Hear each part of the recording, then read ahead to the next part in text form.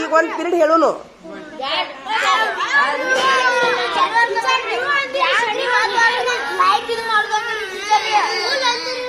ಡೊಂಗಿ ಹಾಕ್ತಾನೆ.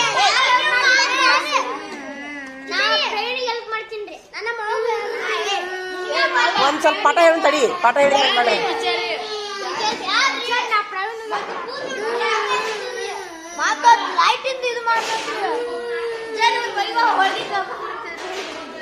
ಹತ್ತು ಊಟ ಮಾಡ್ತಾರ ಕೇಳಿ ನಿಮ್ಮವ್ರು. 10 ಮಂದಿ ಊಟ ಮಾಡಿ ಎಲ್ಲಿಗೆ ತರಬೇಕು? ಹಳೆ ಬಾಗಲಕೋಟೆಗೆ ತರ್ಬೇಕಂತ ಹೇಳ ಕೇಳ. ಕೇಳ್ಕೊಂಬರ್ತೀಯಾ? ಮಧ್ಯಾಹ್ನ 2 ಗಂಟೆಗೆ ಅಂತ ಹೇಳ್ಬೇಕು ನೋಡು.